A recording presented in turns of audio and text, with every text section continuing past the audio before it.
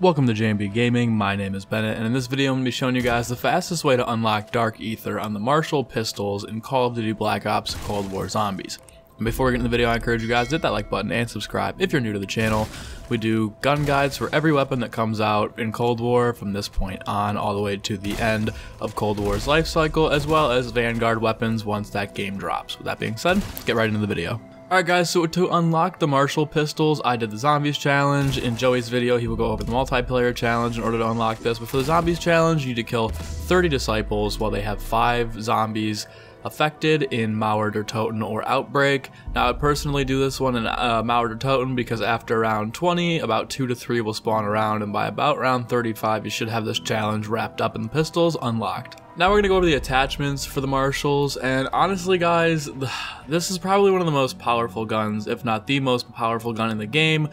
My only complaints with this gun is the reload time as well as the ammo situation. I really hope it does get some sort of a buff in the future. It's a good gun, don't get me wrong, but this is not a primary weapon. This is really good against mini bosses and anything that has armor, but just against, you know, the normal horde of zombies, you're going to be buying the ammo all the time with this weapon.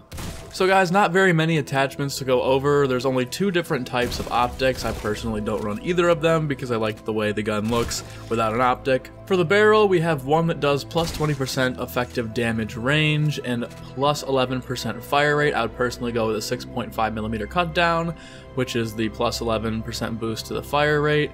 It's already really powerful, and I just don't think adding a little bit more range to them is going to do anything. I would personally just use the sawed-off variant of the barrel. For the magazine, the only mag is Dragon's Breath. Now, unless this gets nerfed in the future, at the time of recording this video, this is the most useless attachment in Zombies. Honestly guys, it does nothing. Like, it literally just knocks the zombies over. It doesn't like light them on fire and blow up a horde of zombies. It literally does nothing. It just knocks a bunch over, and it really messes up your train, as well as messing up, you know, the headshot challenges, any sort of challenges that you might be doing in the future. For Dark Aether, don't run this unless it gets buffed. I don't run this. I would never run this in any of the modes, honestly. Just stay away from it. And the last attachment is the stock, guys. This is the dual wield option. Run the dual wield option. It'll make you a little bit slower, but it's really worth it for the extra ammo, as well as being able to shoot one gun twice or 3 times if it's pack-a-punched, and then switching over to the other gun while you're reloading whatever gun you just ran out of ammo on. Now for the challenges, guys, get 2,500 kills with the Marshal and Zombies.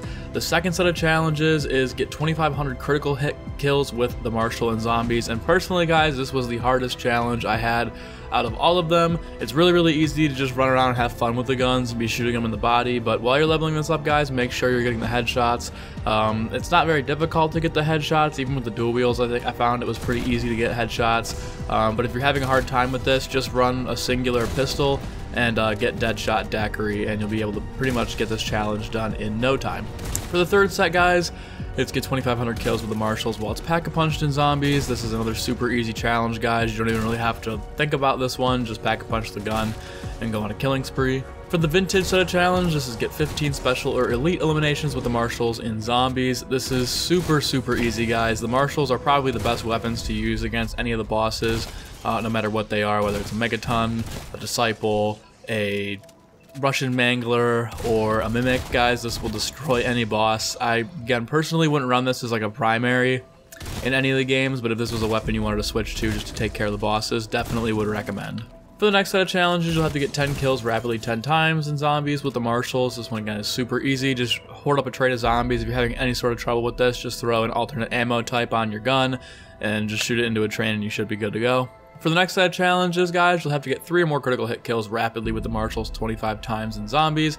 Again, I had a little bit of trouble with the headshots. This one wasn't so hard. My recommendation would be to play D-Machine and just sit at the top and knock Dark Aether and just wait for them to spawn in and get 3 critical hit kills really quickly as they're climbing over the barrier. And for the last set of challenges, guys, this is get 20 or more consecutive kills with the Marshals without getting hit 10 times in Zombies. Usually this is the hardest challenge I have with any of the guns. But honestly, guys, I didn't have too much of an issue doing this challenge with the Marshals because they're so high in damage. You just have to really be careful about the zombies if you're training. And if you're sitting at the top and knocked, this one might be a little bit hard as well if you don't have speed cola because of the slow reload time. And that's it, guys. That is how you get Dark Aether on the Marshal pistols. I would recommend playing Zombies to level this up, as it's really not good in multiplayer. I've used it a couple of games, and like, it's not the worst gun in the world, but if you miss one shot, you're screwed, especially if you don't have the dual wield attachments ready to go. It only has about 4 bullets in multiplayer when you don't have scavenger, so you have to be running scavenger if you're playing multiplayer.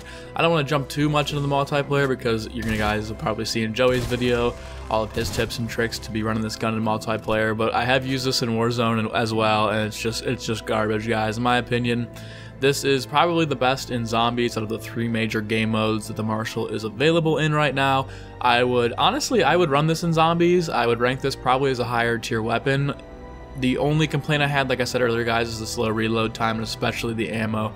The ammo is quite a problem, but if you can look past that and use this as more of like a secondary rather than a primary, maybe use like the wonder weapon as a primary, then honestly, it's really not that bad of a gun. So I hope you guys enjoyed this video. If you did, be sure to leave a like and subscribe for more Call of Duty Cold War Zombies weapon guides.